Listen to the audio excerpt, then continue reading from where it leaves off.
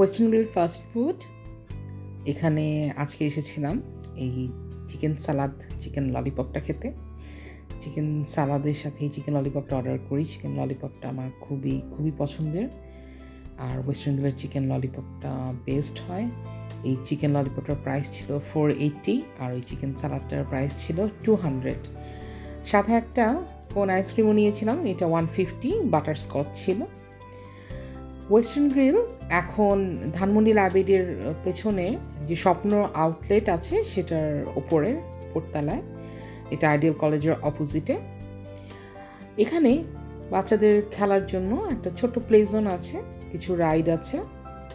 সাথে western grill আগে লাইব্রেরির ঠিক পাশেই ছিল, তখন ওদের প্লে জোনটা অনেক বড় ছিল। গ্রাউন্ড ফ্লোরে পুরোটাই ম্যাক্সিমাম জায়গাটা নিয়েই প্লে জোনটা ছিল। ওদের ফুড মেনুটাও খুব সুন্দর করে দেয়া, সবগুলো খাবারের ছবির সাথে প্রাইস দেওয়া।